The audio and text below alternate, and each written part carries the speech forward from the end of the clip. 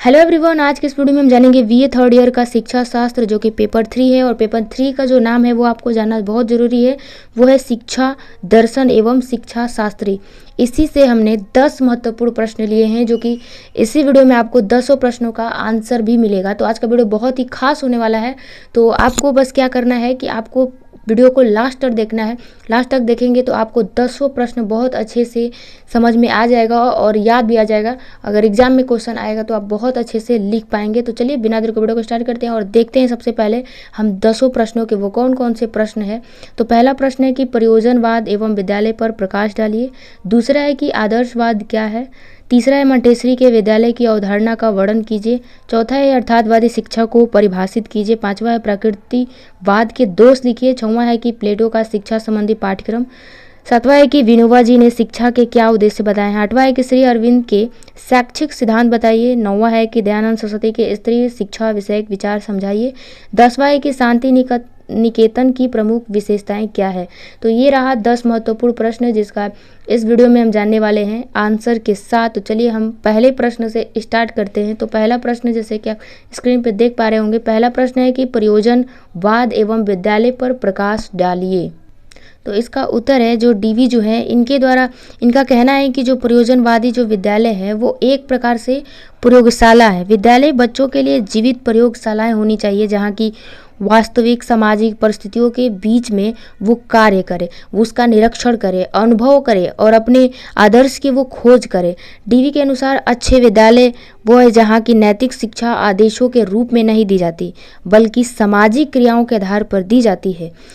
जो डीवी जो है वो कह रहे हैं कि डीवी के अनुसार जो कह रहे हैं कि जो विद्यालय है वो समाज एक लघु रूप होता है, उसे कृत्रिमता से दूर रखना चाहिए। प्रगतिवादियों के अनुसार शिक्षा का उद्देश्य बच्चों को सुखदायी सामाजिक जीवन व्यतीत करने योग्य बनाना है और हर सामाजिक अनुभव के लिए हमें हर प्रकार के सामाजिक पर्यावरण की आवश्यकता होती है और इन सबको विद्यालय में ही ये सब उपस्थित किया जा सकता है। इसलिए शिक्षा की दृष्टि से विद्यालय को अपनी उपयोगिता है। डीवी के कहना है कि हर घर एक आदर्श घर नहीं हो सकता, लेकिन जो विद्यालय को हम एक आदर्श घर का विकसित रूप बना सकते हैं। विद्यालय और घर में एक अच्छा संबंध होना चाहिए। प्रयोजनवादी बच्चे का जो समाजीकरण कर उसे एक श्रेष्ठ सामाजिक प्राणी बनाने पर बल देता है। प्रश्न दूसरा है कि आदर्शवाद क्या है। आदर्शवाद दर्शन के अध्ययन की बहुत सारी विचारधाराओं में से एक है। मानसिक जगत कहे तो आध्यात्मिक जगत में ये वास्तविकता है। प्रकृति तथा भौतिक जगत की अपनी कोई वास्तविकता नहीं होती है। अब प्रश्न उठता है कि सत्य क्या है। विचार न कि पदार्थ। ये विचार सत्य शिवम सुंदरम के आदर्शों में शाश्वत रूप से ये पाए जाते हैं। जो DM दत्त ने लिखा है कि जो विचारधारा मानसिक तत्वों, विचारों, सत्य, शिव सुंदरम आदि शाश्वत मूल्यों को संसार में सर्वोच्च स्थान देती हैं, तो उस विचारधारा को आदर्शवाद कहते हैं।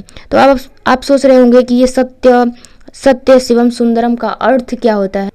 तो देखिए, मान लीजिए ज्ञान का जो लक्ष्य होता है वो सत्य को पाना होता है, और इच्छा का लक्ष्य जो होता है वो सौंदर्य को पाना होता है, और प्रयत्न का जो लक्ष्य है वो शिव को पाना होता है। तो यही तीनों जो है सत्य शिवम सुंदरम, यही इसका अर्थ है। तो उम्मीद करते हैं कि पहला और दूसरा प्रश्न आपको समझ में आ गया होगा। अब चलते हैं प्रश्न तीसरे पे।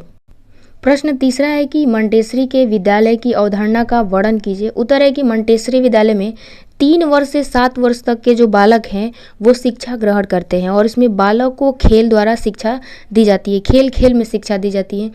इस तरह से बहुत सारी योजनाएं बनाई गई हैं स्कूल में। इसलिए खेल शिक्षक जो खेल के लिए जो विद्यालय में काफ़ी बड़ा मैदान होता है, जिसमें कि बालक खुले वातावरण में खेल सकते हैं, और बच्चों के जो बैठने के लिए छोटी छोटी कुर्सियाँ मेज होती हैं जिन पर बालक बैठकर कभी कभी खेल भी लेते हैं।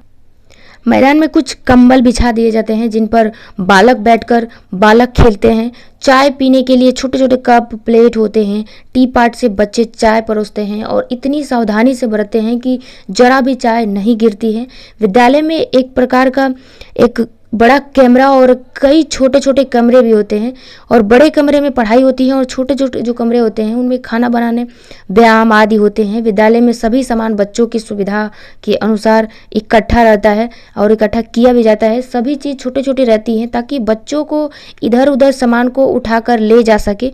बड़े कमरे में कई कई छोटे छोटे संदूक होते हैं जिनमें कि शिक्षा के उपकरण रखे होते हैं। श्यामपट्ट पर भी छात्र जो होते हैं वो चित्र बनाए करते हैं। तो इस तरह से जो मंटेसरी का जो शिक्षा जो प्रणाली है तो वो इस तरह से छोटे बच्चों में ये बटा हुआ है। अब बात करते हैं प्रश्न 4 के कि यथार्थवादी शिक्षा को परिभाषित कीजिए। तो इसका उत्तर है कि आदर्शवादियों की तरह वास्तविकता शिक्षक को उच्चतम स्थान नहीं देते हैं। जो आदर्शवादी जो है वो वास्तववादी जो है वो शिक्षक को केवल उच्चतम स्थान नहीं देते हैं। वास्तववादी शिक्षा की प्रक्रिया में जो शिक्षक के जो महत्व है उसको स्वीकार करते हैं।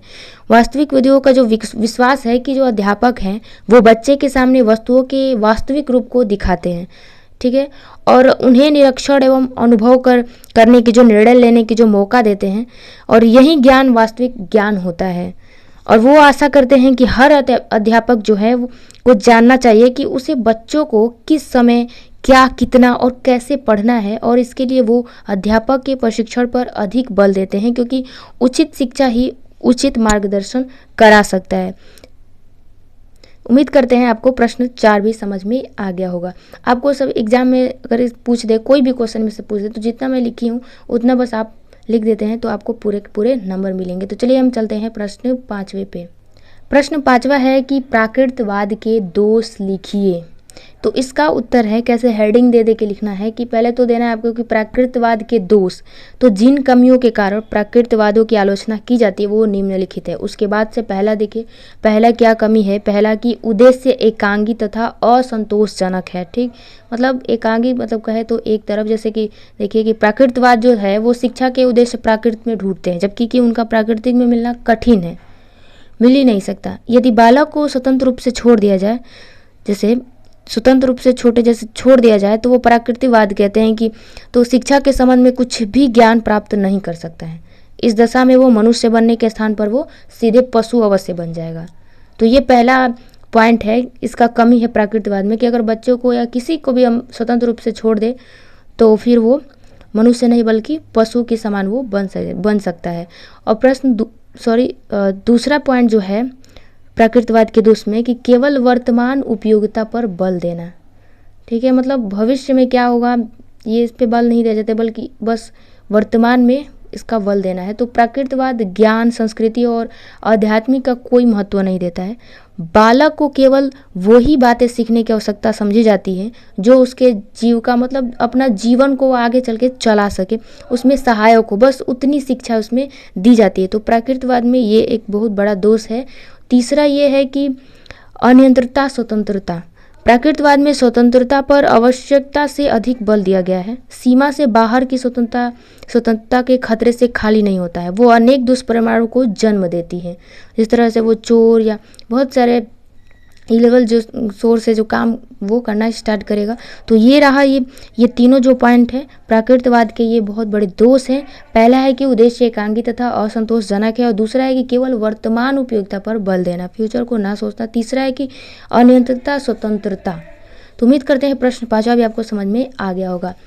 उसके बाद प्रश्न हम 6 पे आते हैं कि प्लेटो का शिक्षा संबंधी पाठ्यक्रम, जो प्लेटो हैं उनके द्वारा जो पाठ्यक्रम जो है वो किस तरह से है। तो इसका उत्तर है कि पाठ्यचर्या की दृष्टि से शिक्षा की योजना। तो ये प्लेटो का योजना है, जो शिक्षा की योजना वो खुद से बनाया है। तो देखिए पहला जो बच्चा है वो 3 वर्ष का जब होगा तो उसका पाठ्यचर्या क्या होगा कि वो घर के जो शिक्षा में अच्छे आचरण, व्यवहार, सुंदर भाषा के प्रयोग, जो स्वास्थ्य सुधार के बारे में माता पिता को बताएं। ठीक, माता पिता जो है वो बताएं। दूसरा है कि जो 3 के बाद जो 6 वर्ष के अगर बच्चा हो जाता है तो उसका पाठ्यचर्या क्या होगा कि इस अवस्था में जो शिशु है वो देवी देवताओं को, महापुरुषों की कहानी, वीरों की कृतियों और अच्छी अच्छी आदतों को, खेल कूद और शरीर एवं हृदय तथा मन को साफ रखें। तो इसे व्यवहारिक रूप से बताया जाए। ठीक है, उसके बाद जब जैसे जैसे 6 से 10 वर्ष के जो जो 6 के बाद जो 10 वर्ष की जो पाठचर्या जो होगी, तो वो इस स्तर पर भाषा, साहित्य, उसको गणित, व्यायाम, खेल कूद, नीति की शिक्षा सभी को समान रूप से उसे बताया जाए। ठीक है। उसके बाद चौथे नंबर पे आता है कि जब बालक 10 वर्ष का हो जाता है, 13 वर्ष की जो पाठचर्या जो है वो इनमें भाषा जो है वो पढ़ना लिखना, गणित, ज्यामितीय, नक्षत्र विज्ञान, कला, गायन, वादन, व्यायाम, ये सभी शिक्षा दी जाती थी। उसके बाद है कि जब 13 वर्ष का जब हो जाएगा, जो 13 वर्ष से 18 वर्ष की जो पाठ्यक्रम जो होगी, जो 13 वर्ष का जब बालक हो जाएगा, तो उसके बाद धर्म, गीत, काव्य, उचित गणित और ज्योतिष, संवेदनशील व्यवहार, आचरण, व्यायाम, खेल कूद की जो उच्च जो शिक्षा है उससे दी जाए। उसके बाद जैसे जब 18 वर्ष का जब बच्चा हो जाता है, तो उसके बाद पाठ्यचर्या क्या होगा कि घुड़सवारी, अस्त्र शस्त्र चलाना, प्रयोग करना, सेना, निरीक्षण, सैन्य विज्ञान, व्यायाम एवं खेल कूद की शिक्षा विशेष रूप से उसे दी जाती थी। उसके बाद है कि 20 वर्ष की जो पाठचर्या है वो क्या है, राज्य सेवा के लिए उच्च शिक्षा दी जाती थी। चुने हुए व्यक्ति की जो पहले जो हुआ करती थी, जो 20 वर्ष के जो बच्चे थे, उन्हें राज्य सेवा के लिए उच्च शिक्षा दी जाती थी। चुने हुए जो व्यक्ति हैं जो विज्ञान, गणित, ज्यामितीय, समाजशास्त्र, अर्थशास्त्र, नीति शास्त्र, व्यवसाय आदि की शिक्षा दी जाए। तो ये पहले दी जाती थी ऐसे उच्च शिक्षा राज्य सेवा के लिए। तो वैसे ही ठीक ज्यामिति, समाजशास्त्र, अर्थशास्त्र, राजनीति शास्त्र, व्यवसाय आदि इन सभी की शिक्षा दी जाए 20 वर्ष की उम्र में। उसके बाद जैसे 20 के बाद आता है आपका 30 से 35 वर्ष की जो पाठ्यचर्या है वो पदाधिकारियों को मनोविज्ञान, समाजशास्त्र, राजनीति एवं विधि शास्त्र, शिक्षा शास्त्र आदि का अध्ययन कराया जाए। उसके बाद 35 से 50 वर्ष की जो पाठ्यचर्या होनी चाहिए, दर्शन शास्त्र, विधि शास्त्र, राजनीति एवं समाजशास्त्र का अध्ययन, शोध कार्य के लिए तैयारी इस समय में हो, जो 35 वर्ष के जो है। उसके बाद 35 के बाद आता है 50 वर्ष के बाद की जो पाठ्यचर्या क्या होनी चाहिए, वो इस समय में धर्मशास्त्र, अध्यात्म शास्त्र, तर्कशास्त्र, मनोविज्ञान, दर्शन शास्त्र आदि का उच्चतम ज्ञान प्राप्त करने में लोग लगते थे। उसके बाद आता है प्रश्न 7वां कि विनोबा जी ने शिक्षा के क्या उद्देश्य बताए हैं। तो उत्तर है कि विनोबा जी के अनुसार शिक्षा का जो उद्देश्य है वो व्यक्ति को आत्मसंयमी, विनयी और आत्मनिर्भर, समाज सेवी और कर्तव्यनिष्ठ नागरिक बनाना है।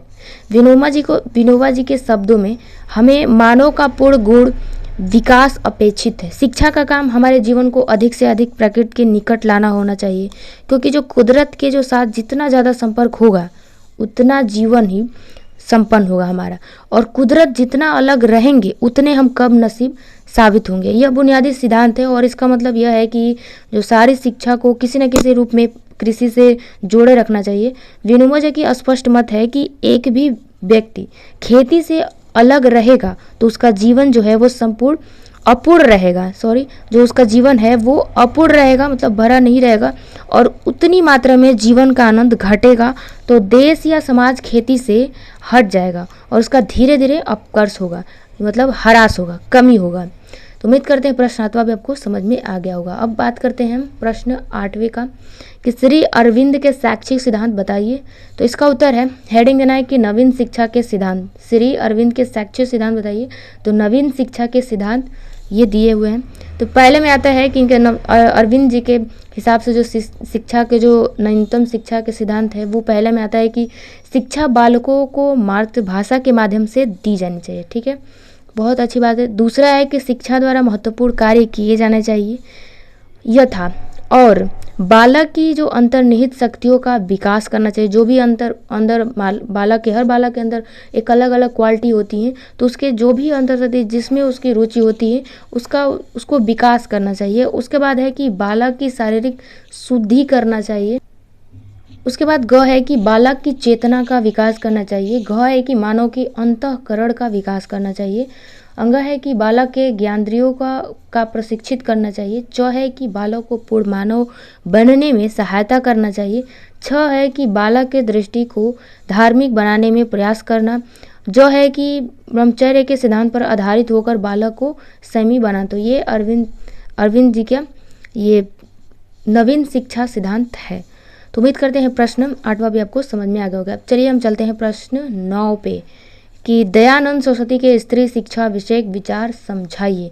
प्रश्न एक बार फिर से पढ़ते हैं कि दयानंद सरस्वती के स्त्री शिक्षा विषयक विचार को समझाइए। तो इसका उत्तर है कि दयानंद सरस्वती जी का कहना है कि वेदों के अध्ययन का अधिकार स्त्रियों एवं विजेतर जातियों को भी है। उन्होंने एक उदाहरण वेदों से उद्धृत किया है कि इतम मंत्रम पत्नी पठेत, अर्थात यह मंत्र पत्नी पढ़े। वेद के इस मंत्र से स्पष्ट है कि स्त्री को वेद मंत्र पढ़ने का निषेध नहीं है।